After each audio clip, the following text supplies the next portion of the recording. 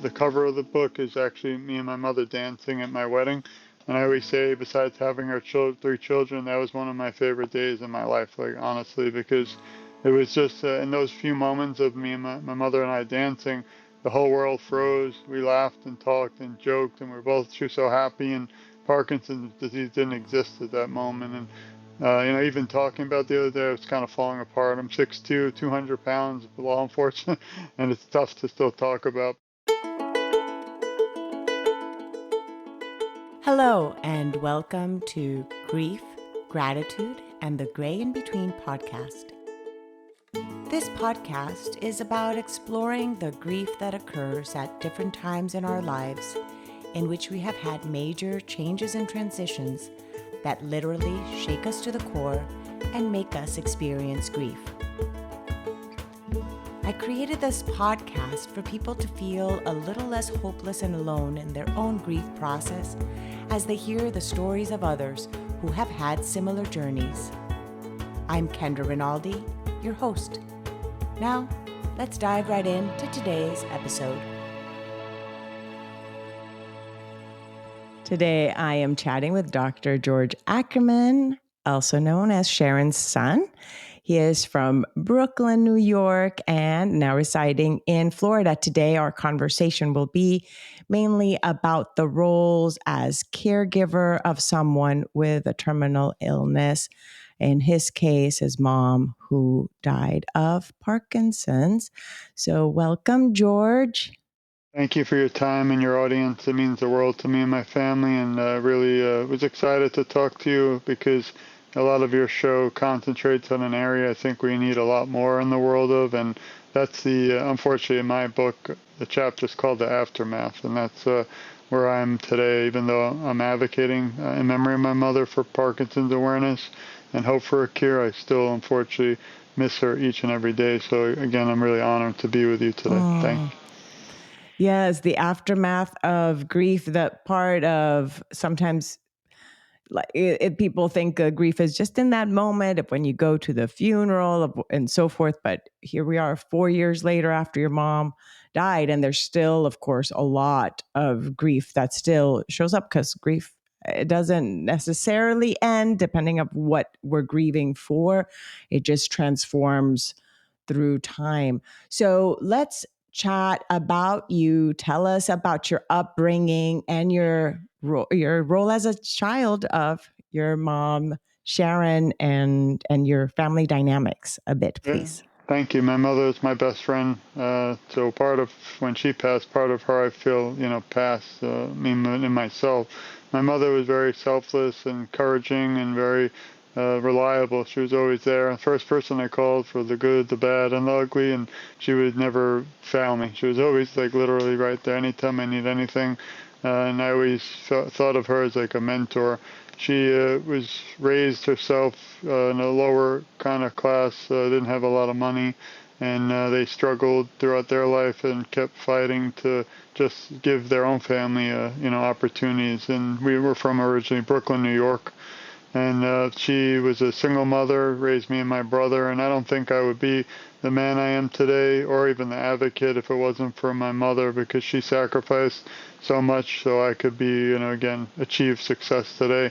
She was a school teacher for children and actually had a master's degree and really just kind of gave it up to raise me and my brother. So, she was always encouraging. She was right by my side, whether it was through my law school graduation career, my police career, and my PhD in the field of criminal justice. And she always taught me to, help others. I've been honored to fight for family members who lost their loved one due to murder in West Palm Beach, Florida, and really victims of family members of victims throughout the world. They just sadly are often forgotten by the criminal justice system.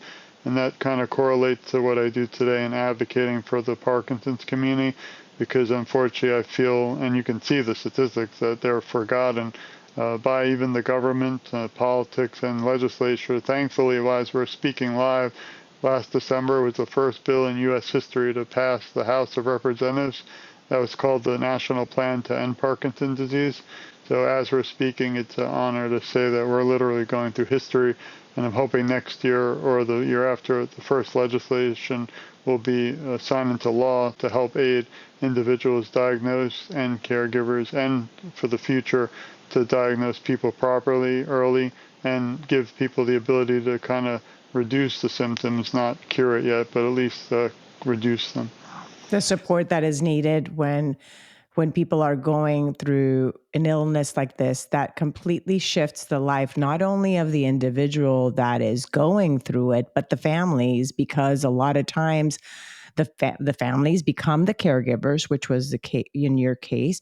And that shifts also your role as being able to work. You have to kind of juggle it all. So it affects everybody, therefore, not only emotionally, but also socioeconomically when someone is dealing with an illness that requires attention and care.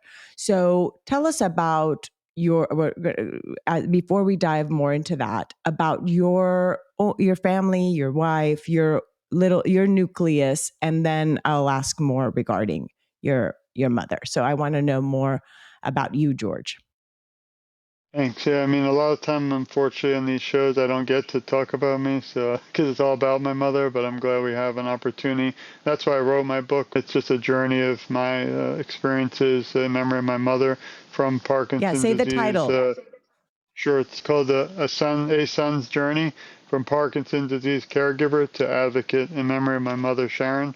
But actually, I dive a lot more into caregiving. Some of the chapters are my primary caregiving support for my wife and children, and trying to find good aids because unfortunately I needed some support also for my mother. A little bit about me again. I mean, I've been in the field of, I'm an attorney in Florida and Washington, D.C., federal in Florida, and also a police officer reserve. I have done policing since 2006 completely free, so it's actually voluntary. And if I had pulled you over, which I know you never pulled over because you're a law-abiding citizen, Oh, yes, yes, yes, but sir. if I you're pulled, always go the speed limit, officer. if you're pulled over by me, you would have noticed the difference that I'm a reserve. But that was one aspect my mother didn't like because I put my life on the line for others completely free, voluntary, which is very dangerous. But again, I always felt that I wanted to make a dent in society and try and make even my community better. And I felt volunteering in that drastic way in law enforcement was important.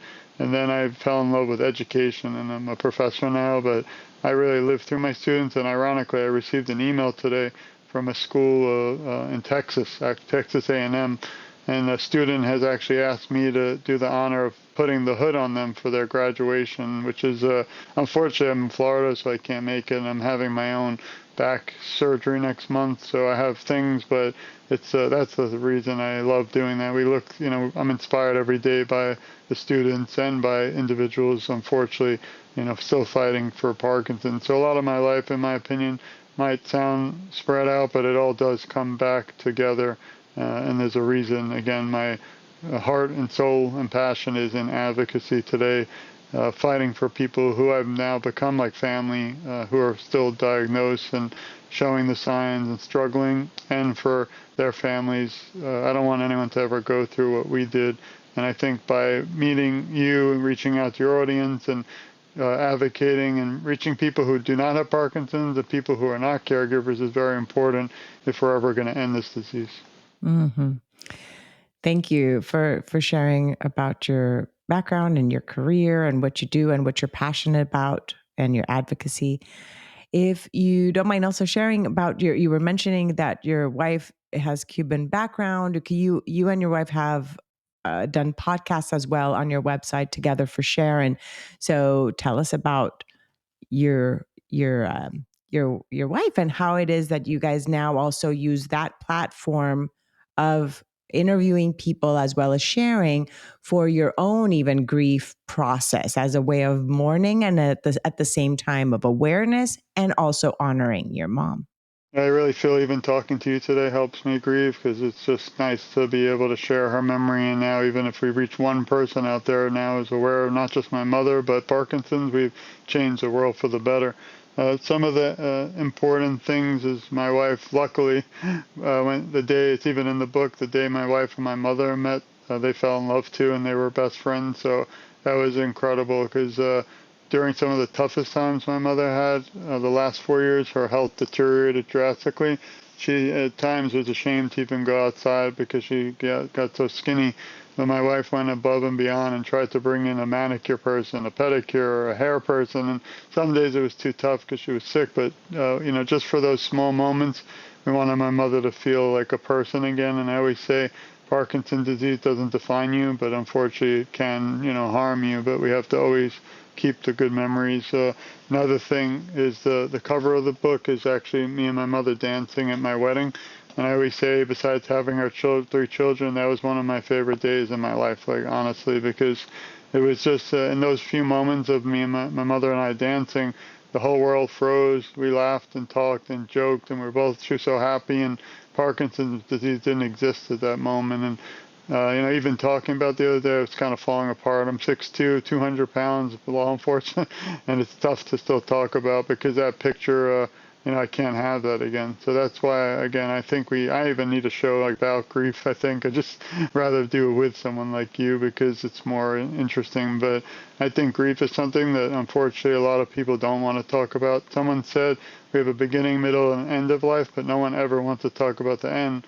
And I think it's important to tackle tough topics so we can find good resolutions and be prepared. I was also lucky that my mother was so like an angel because we prepared her will. I was a power of attorney. She went to the banking. She had her funeral. Everything was done. And one thing I want to touch on, you mentioned earlier that, the problem in Florida and most states is Parkinson's disease is still not an end-of-life disease, which is shocking because my mother had no other medical issues. She passed at the young age of 69. And thankfully, they just started a program a few years ago, which was a year-long hospice, and that's not normal. Usually it's just a weekend or a month. But my mother, unfortunately, was in a whole, the last year of her life was end-of-life care.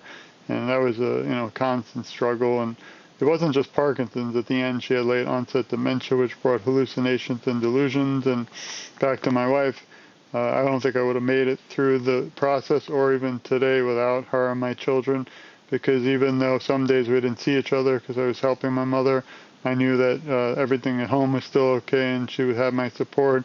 A week ago, we still even now have some talks, serious talks that I'm doing too much for advocacy, but some nights I don't sleep because I miss my mother, but I don't want anyone again to ever have to go through this. And I feel if I don't do that one more show, or we don't, do one more video or go to one more event, I might be missing one person that we could have really changed. But the one downfall of my caregiving we write about in the book and even my advocacy, which I don't follow, is you have to take care of your health, your own health first. I was just going to say that, but, yeah. I don't do that, and I'm proud of it. I have no regrets. If I had a shirt that said something, the quote would be no regrets, because I don't think if I had to do it again, I could have done anything differently. And we don't have a cure still, which is the toughest part.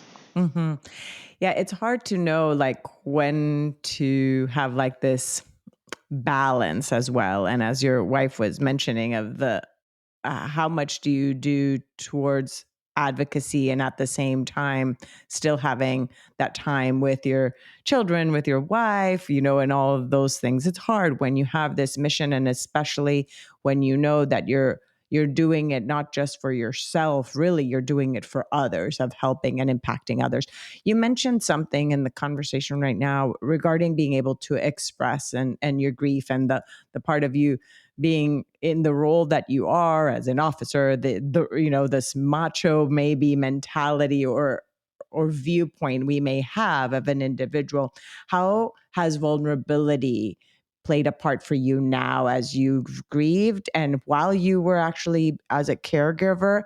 And how different was that part for you than prior? Did you feel you had to tap more into the part of being vulnerable and asking for help more after your mom's diagnosis and her passing than who you were before?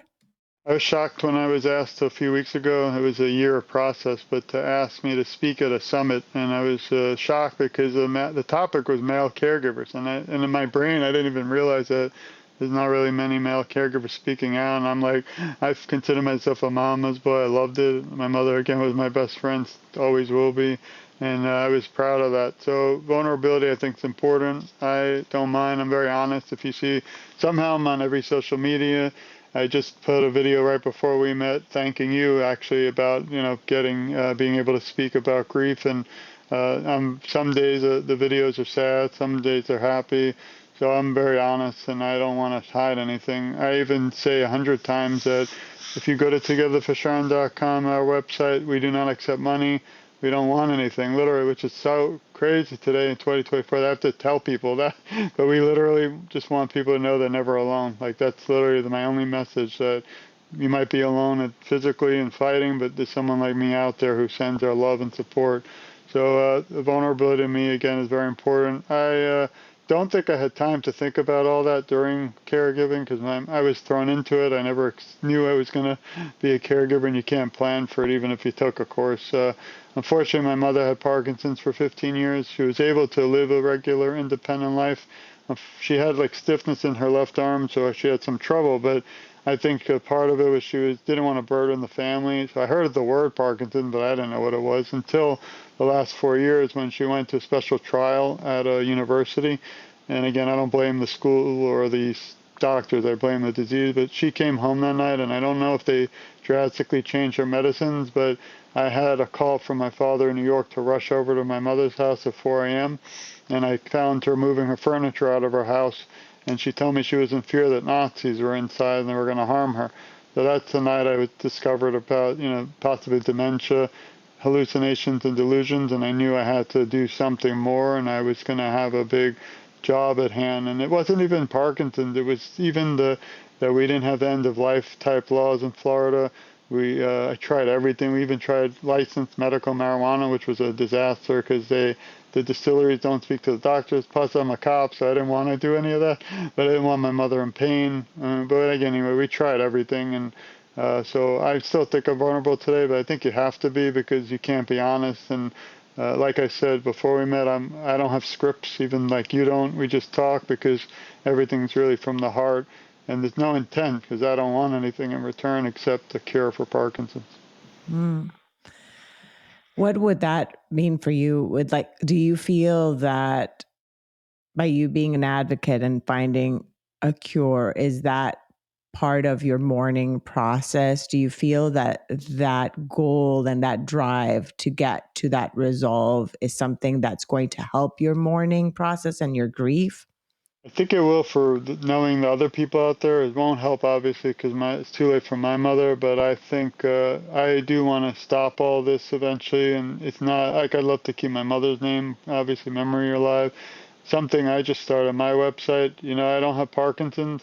I could still get it. Anyone. We don't know why people get it yet. We think it could be environment. If we have time, we can talk. But so I don't have Parkinson's. I'm sadly no longer a caregiver of someone alive with Parkinson's. And I actually wrote another book, which I'm going to wait a year or so. It's a little more controversial. My first book wasn't. My first one was dedicated in memory of my mother, but to everyone diagnosed and caregivers today. But my second book is likely going to be called A Seat at the Table, because we no longer have a seat at my table because of Parkinson's for my mother. And I'm not, I'm a caregiver, but no longer someone who is alive. And I still find, even today, the big organizations, I don't name them, but a lot of groups and people still, I feel I'm left out of the table and the conversation. And I don't agree with that, because I think my mother still matters and my voice still counts. And if we went back and got all the millions and millions of families who lost a loved one due to Parkinson, and we had a wing for them, like literally, and had more light and attention, I think that this would be incredible, because all those people would still be helping and be back. I think a lot of the time people lose a loved one, whether it's Parkinson's or anything, they grieve and then they move on, but it's not like they forget. But they move on because there is nothing out there for them. Like, they don't really have it, so that's a big area that I'm trying to work on. We just started a section called In Memory on TogetherForSharon, completely free again. And if you click on it, there's a candle lit and it moves. And then under it are journeys. And I only have a few because it's hard to find the family members to come back. But it's some journeys of people who are sharing their loved ones' memory. I interviewed them to never forget. Also, people like Janet Reno, who used to be the Attorney General. I met her years ago, and she passed due to Parkinson. And it's been taken off. I don't know how. I thought we'd have like 6 people see my website, but there's a little counter it tells you, and we've had over 35,000 in the last few years. So it's just I don't know if it's growing because of my work or that the disease is the fastest growing neurological disease in the world. 1 million people approximately in the U.S. and 10 million around the world. And I even have interviewed people from Colombia, from Spain, from France, Italy, Nova Scotia, and even Iceland, which I was shocked. That just shows that Parkinson doesn't discriminate. It can go anywhere. It's like one of those things that it's like you don't know if having that amount of viewership is a good thing on your website or a bad thing, right? Because you're like, oh my gosh, that awareness, like to 35,000 people at least have been impacted that have been driven to this page. And that's like huge, it's huge to see that. And that's just the ones that know about it. Right. So let's talk about Parkinson's before we go. Tell us, your mom was diagnosed 15 years prior to her passing. Tell us more about the disease itself and how far into her diagnosis did she already start needing someone with her to be caring for her? She didn't really need anyone until the last 4 years when I took over in a way, but she lived alone, so she was able to pay her bills and have friends and eat out for dinner a lot and always running. She had a car and drove it. In Florida, you have to. And then, so she had the stiffness in the left arm. But again, she didn't tell us a lot, so I don't know. Unfortunately, if she was back here, I actually had a question the other day, and if I could have ever changed something, I would have had a podcast with my mother, but before Parkinson's, and because I would have loved to have shared all those. Now we've done our own. My wife only comes on once a month because we're busy with the kids, but so that's the Together for Sharon podcast where we interview people who have Parkinson's and advocates, and then I started the Q&A with Sharon's son where I literally just interview people, and I do a lot of those. I've actually just interviewed United States Senator Rick Scott, which was an honor to get a United States Senator who they don't have time, but to show that he cares about people with Parkinson's means the world. And so I've had, and Michael J. Fox Foundation has been on, and I actually met Michael J. Fox a few months ago, and we're going to New York to the Unity Walk, so that'll be a great opportunity. And at the American Parkinson's Disease Association symposium. But back to your question, if you could repeat it, because now. In terms of how did your mom find out, first off, that she had, what were some of the signs that led her to find out she had Parkinson? Let me do it in bite-sized pieces because I end up asking super broad questions. It's okay. So how did she find out she had it? And then, as you said, like the first symptom was like the stiff elbow, but how did she find out she had Parkinson's, and how does Parkinson's affect the individual for those of us that might not know as much, since you were wanting to talk about the disease and awareness about it too? Yeah, the reason there's no cure right now is that no one knows the exact origins, but we don't think it's genetic. It could be environmental. So even dry cleaning, I learned, could be a problem. The toxins, the environment, like pesticides, the fruit we eat, and water. Like Camp Lejeune is a famous lawsuit going on due to the military. And also, so my mother lived in a nice home for 20 years, but she had mold and termites. So who knows what they sprayed. And that's what I honestly, 100%, even though I'm not a medical doctor, believe it's from the environment. And I've spoken with experts in the field recently, like Dr. Ray Dorsey, who actually believes that it's not that it's going to be cured or it can be cured, but he thinks it could be prevented, which is an interesting point. He gets a lot of, I guess, some grief from that because it's not always, that's not easy to show. And there are people who always look at both sides, but I am a big believer of that. My mother had signs, but she didn't, again, tell our family. And my father happened to be an orthopedic surgeon in New York, so he worked with her closely, and he diagnosed it, he says. But another problem is because Parkinson's is so different to everyone, it doesn't mean what happened to my mother will happen to the next person. Everybody's, again, very different. As you know, Mr. Michael J. Fox, the famous actor, he had young onset Parkinson's and around age of the year 30s, in his 30s. And he has external tremors, so it's uncontrollable shaking. My mother did have that towards the end, but most of her the 7 years before I helped her. She had more internal, but she had something called dyskinesia and dystonia. It was the curling of the toes, stiffness. Unfortunately, sometimes the individual feel like they're frozen. So let's imagine we're walking and they just can't. They just literally, their brain is saying to walk, but their body can't. So those are some of the unfortunate signs. But again, there's actually no tests right now that can tell you if you have Parkinson's. So if you go to the doctor, I recommend to see, a movement specialist, but they can't, they do tests for other diseases and other illnesses. And when they rule that out, they say you have Parkinson's. So unfortunately, still today, that's not the most accurate method. And people are being misdiagnosed or late diagnosis, and that's a big problem. Thankfully, last year they did have a breakthrough in technology, and it's called the biomarker, which I wouldn't do, even though I'm already having spine surgery, which is horrible enough. But they have a needle they can put in the spine, and it can determine, I believe, don't quote me on it, that if you have Parkinson's or not. That'll change the world. But now what they're trying to do is take that needle and put into a basic little blood test so you can get in every doctor's office around the world. And that would be important because now we know exercise 45 minutes a day can slow the progression, diet, food, environment. So if we know if someone knows they have it, they can try and do some of these things earlier. But if you're too late, like I think our family was, then you can see, unfortunately, what Parkinson's can do. And I don't know if it was the disease that took her. I don't know if it was the medicine, but it's just so many medicine. When she passed, we had talk about grieving. It's in my brain, haunts me every day that we had 5 huge garbage bags, like the contractor bags that are heavy duty of medicines that we threw out. And I can't imagine, even if it helps slow her down the tremors and things, that's going to help your stomach or your living.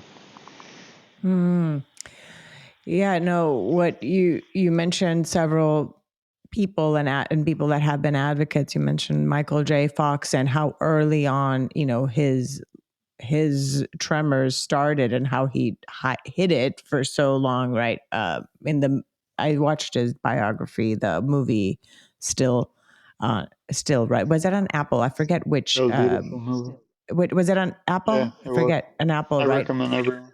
Yeah. Yes, Apple too.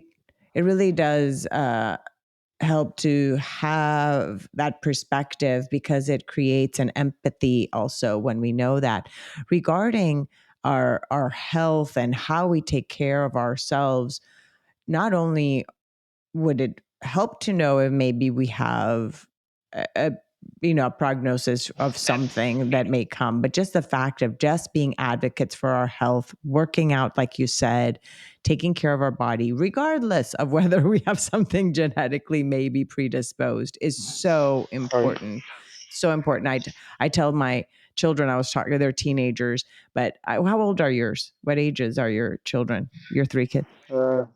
After you have two, you Two. Oh, forget the. But it's sorry, two. 11, 11, 10, 11, 10, and 7. No, I have three, but after you have Oh, the second, you forget all the birthdays because there's too oh, many. oh, oh, Just oh, kidding. okay, okay. 11, 10, and 7? Yeah. Oh, okay. So your two Yeah. oldest are like mine. Mine are also a year apart. Yeah. My two kids, my two oldest. So your two oldest are like my two.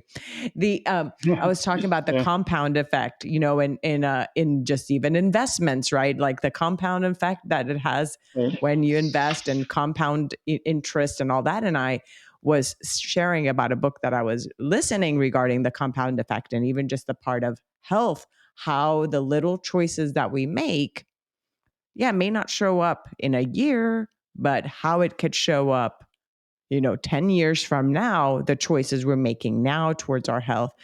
So in your household, how has that even impacted the way that you guys live and care for each other? You were talking about not maybe doing enough self-care for yourself, not sleeping at night. George, you need to sleep well too because you have to rest and well, and self-care is so important too. So how do you take care of your own health and then your family also take care of your health? Like what have you noticed that you guys do maybe differently or that you've always done? Well, unfortunately, I'm an addict to work, so and I don't think I have a job. I think it's again a passion, so I don't Uh-huh. really consider work teaching. So I love my students, and I feel like at some point I'm kind of not old, but I'm done with my career a little bit, and I live through the students, so I love that because now I see them achieve success, and it makes me feel like I had a little bit of part of it. And I don't I teach it's not just about a course; it's about changing the world and your own community. So those are my big beliefs. But at home, it's hard because we actually moved. My mother had that house that was nice, but it was falling apart. And again, I think that's how she got Parkinson's or why. And we moved, we bought our brand new home, which I couldn't do earlier in my life, but I was so proud. And it was only a community over, and we thought it'd be great because she'd be close, so I could rush over. And so we got her there. I remember the picture, and we took video of her walking, and she was in heaven because it was a beautiful, brand new, sparkling, one, floor house, like our own, with a beautiful backyard and the lake. And I thought she'd have at least 10 years to, see blow bubbles in the Mm. backyard, which she loved to do on Sundays with the children. And her favorite time, even though the kids were younger, they're screaming, was with the children. And we actually put a room in for the kids that we called the playroom, and they were allowed to destroy it with toys because we were really neat, with the rest of the place. But unfortunately, that's, the last year was when she went down bad, and we actually decided to sell that house and buy it where I am now.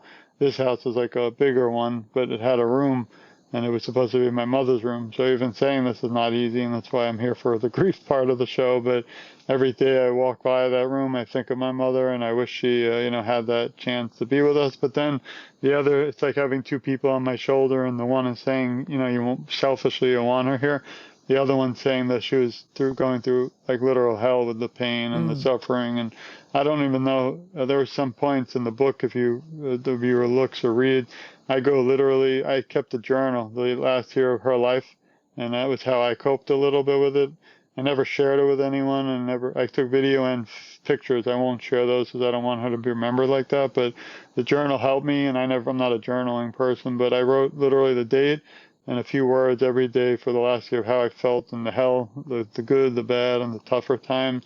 There were days I wanted to give up. I swore to her I'd never put her in a home, which we didn't, but this all comes back to what we're talking about. If she was in my house, I don't think I could have physically handled it because I think the Parkinson's was bad enough, but the hallucinations and delusions were torturous for everyone.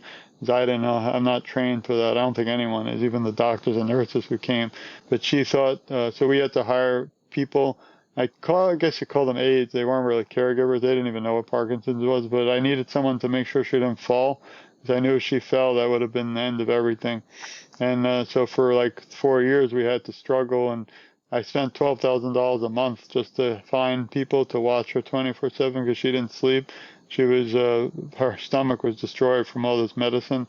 We had to have horrible things that we won't even get into today, but like then I'm a male caregiver, so I didn't want to go in the bathroom. I had to put video cameras in her house, not in the private places, but because she would call me 24/7 telling me that the aides are harming her and they're hateful and this and that, which wasn't true, because I was able to see it. But I had to comfort her, but my own mind at the time, not just grieving while she was alive, was seeing, my mother, her loved one, deteriorating. And the last year was something that I could only put in a book because that's how hard it was. And I even say sometimes, because I'm not looking to sell anything, but you might want to skip that one chapter. It's called The Final Week, because she went from being someone who could walk for like several miles to the last 4 years. The last two, she had a cane, then the cane to the walker, then the walker to the wheelchair, and the wheelchair to bedbound. But the bedbound, none of this was planned or known, because they said Parkinson's, again, you don't die from. So we were, to this day, still in shock. And she turned to me and said, I want to be at Brooke, which is her granddaughter. I want to be at her wedding, and I'm going to keep fighting. But, there's only so much you can fight. And also, it was just but the last 7 days was something the first time I'm even talking about it, it's in the book, but she was just laying there and didn't have a life. Like she didn't speak, eat. She just laid there, and we just waited for her to pass. And I never spoke about it really, but I don't know anything worse that could even be torturous. We didn't know if she was in pain or not. She didn't have life, but her heart moved. So for 7 days, we had the family keep coming, and just imagine you don't know what's going to happen when. And then, meanwhile, Florida said it's not an end of life situation. So it was definitely a journey, a tough one. I wrote about it. I didn't think I was going to put a book out about it. I just wanted my mother, again, to be remembered. And so I'm glad it's out there. but it's definitely tough stuff. What I do today means a lot to me, and I continue to agree. But uh, shows like yours who become a family, because this is not just a show. To me, this is about life, and so many people are literally waiting on us, our show, and looking for hope and to grieve too, not just the people diagnosed, but the loved ones.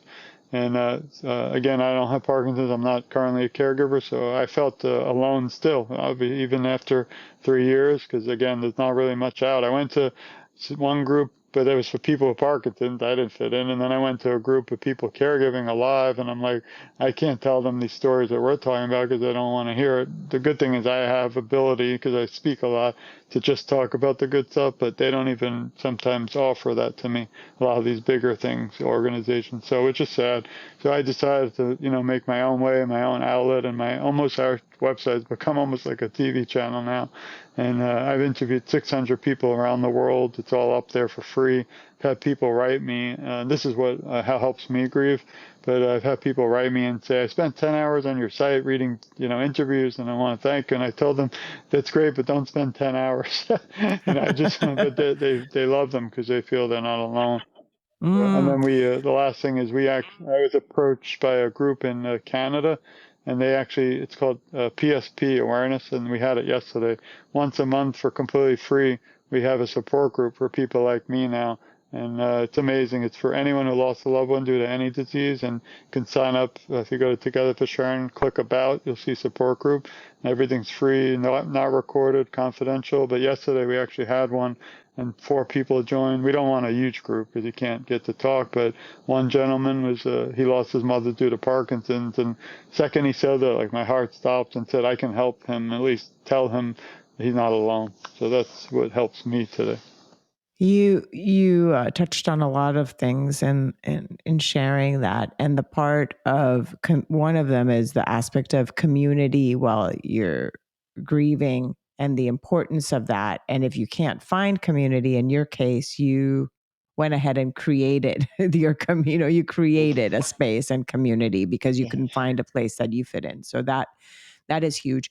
The other thing you talked about, the fact that you wrote every day, while your mom was ill, was one of your tools of grieving. So let's talk about those tools. What tools you've created? Advocacy is an outwardly expression of your mourning as well as advocacy. You're writing, you have the podcast. Tell us more about these tools that have helped you navigate grief, as well as incorporating maybe well, let's just go there, and then I'll ask another question regarding that. Sure. Yeah, I mean, I started TogetherForSharon.com just because I wanted my mother to be remembered. I feel, again, that Parkinson doesn't define you, and it can't take the memories away. So I thought a few people would see it, and we kind of had it up there for 2 years. I didn't do podcasts. I did one or two. I didn't really know that they were out there, and it's become bigger today, which is great because everyone has a voice now. But so then 2 years ago, I discovered, and I was shocked that there are 10 million people around the world that have Parkinson's. And to me, I was in this little bubble, U.S., of course, but I was shocked. So I decided it's not about my mother and me only anymore. It's about everybody, and we're family in this fight. So that's when I decided, why not interview, people around the world? And it wasn't easy because some people, again, unfortunately, they think you want something, like Shark Tank, but wait, there's more, like, I'll do this, but you have to pay that. That's not how it works. It was literally free. So finally people start catching on, and it was an incredible experience because now I've met people around the world, and we're basically like family and friends, and they share the article and this, and every day it's just being shared around the world. And Together for Sharon, I mean, I go places and people actually coming up to me and saying that they heard of me, which is crazy because, I go by Sharon Son George, like Madonna has the one name. I only do that because it is all about, in my opinion, my mother, or anything I do is in memory of my mother. But so that was an incredible thing. But then it shifted to now we have a section called PWP. It's people with Parkinson's. And I just started this a few months ago. And again, we have a donation link. None of it's my stuff.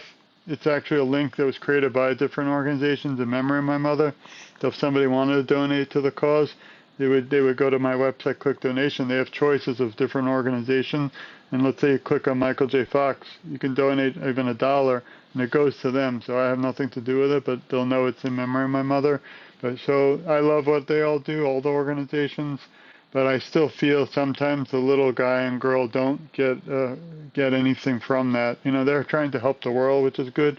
But what about the one little person, to me, not little, but like me, but I don't have PD. So we started people with Parkinson's. It's a section, and all I do is ask for anyone listening who has Parkinson's, send me a little 2 sentences and your website. And what I did is I put them all on the website, our website, free, and it helps promote the people. So let's say there's an artist with Parkinson's or a friend I've become very close. He makes T-shirts for Parkinson's, so now his website's on mine. Click there, you can order things, and it'll actually fund his own medications and things. And those are the kind of things I really want to get bigger. We don't want to become a foundation because that's not really what my intent is. Maybe someday we might have to, because again, that segment of the population who lost loved ones are forgotten, in my opinion, and I would make a whole world for them, which we have done on the website. But so that's Together for Sharon. We somehow got into podcasting because I wanted to hear from more people that I don't think have a voice. And so if you go there, you can click podcasts. You'll see my wife and I's podcast, my podcast alone, and then our podcast today will be on there, and all the ones I've done. And just, it's almost like a living thing now. It's on its own, and then the book has just come out, and that's on there. And just incredible things happening. But to get back, unfortunately, there are some days I feel like a truck drove over me because I'll do like 10 shows, and it's great. But, I don't get paid for any of this like you. It's all volunteer, and sometimes my own work suffers. So I'm trying to figure out how to, juggle that, but I don't want to stop because I still think if we reach even one person, even today, we've changed the world, I guess, eventually, I hope. But it's not something like Parkinson's, and that's what tears at my heart, still forces me to grieve, and just until we find a cure, it'll definitely help, but it won't, fix what I've had to go through with my mother. And the book has actually helped me a lot because it tells a lot more in depth and deep that I can't get into here. But so grateful again for your time and the audience and everything you do. Yeah, so sharing your story and sharing your mom has been part of the way that you've been able to grieve. The Sharon's Son is how you sign your emails. Sharon's Son, George. Sharon's Son is one of the ways that you introduce the part of saying the name. And I think that is something so important that a lot of times we don't want to forget. And by keeping on mentioning the names of those that have passed away is so important. And one way in which you honor your mom's name, one of the many ways, one is the name of your website, one is the way you sign, one is the way you introduce yourselves, is honoring, again, her name and keeping her memory alive in that way.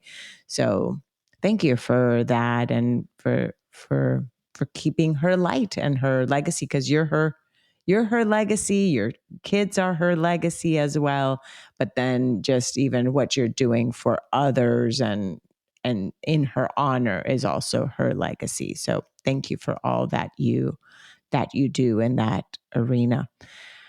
I wanted to ask you, George, is there anything I have not asked you that you want to make sure you share with the audience regarding grief itself, or as a caretaker, if you have any tips of what things you wish you knew as a caretaker, or any other thoughts you want to share with somebody that might be listening to this that may be going through the same thing?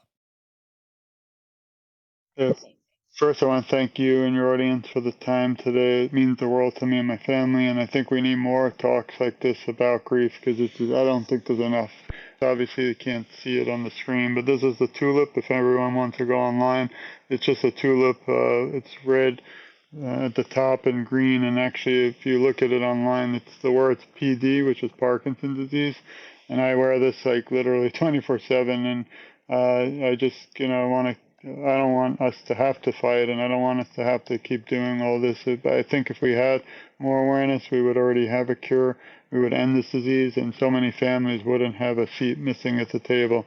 I'll keep fighting though until then. I have a little statement I always say at the end of my show. But this is for you and your audience, and I'm sure you agree. But we love you, we support you, and we care a lot about you, and you're never alone. I, alongside with the host, will advocate for you, and together our voices are so much stronger. And I always say I'm just getting started because every day I meet incredible individuals like you and your audience, and those interviews that pop up every day on my site because I've done so many, I can't remember everyone, but it kind of, when I see it, it just pops in my head like, this is why we do this. This is why we have to keep fighting. This is why I will never stop until there's a cure in memory of my mother. So the only other tips are that, again, it sounds like repeating it, that you're not alone in this. Unfortunately, till we get more awareness, people still out there don't know we are even here or we exist, which is the sad thing. But the only journey that breaks my heart today is the one that I'm not aware of. And together with your show, your viewers, if we share this and support your show everywhere, please share, share, share. I think, again, we'll, as a team, as a family, we'll be closer to a cure. So grateful again for your time and friendship. And like I said, this is, to me, is not going to end here, I hope.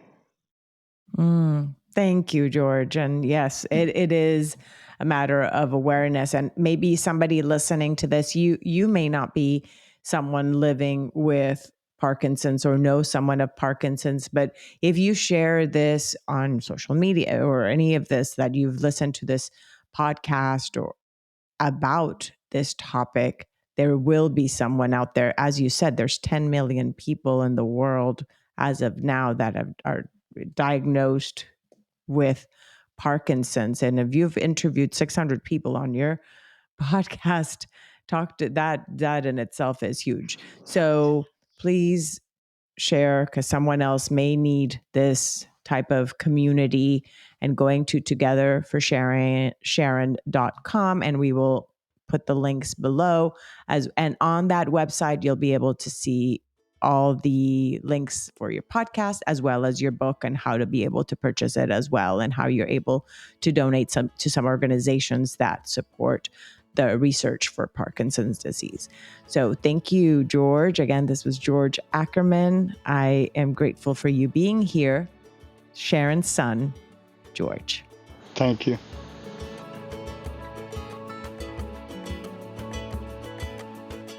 Thank you again so much for choosing to listen today. I hope that you can take away a few nuggets from today's episode that can bring you comfort in your times of grief. If so, it would mean so much to me if you would rate and comment on this episode. And if you feel inspired in some way to share it with someone who may need to hear this, please do so. Also, if you or someone you know has a story of grief and gratitude that should be shared so that others can be inspired as well, please reach out to me. And thanks once again for tuning in to Grief, Gratitude, and the Gray in Between podcast. Have a beautiful day.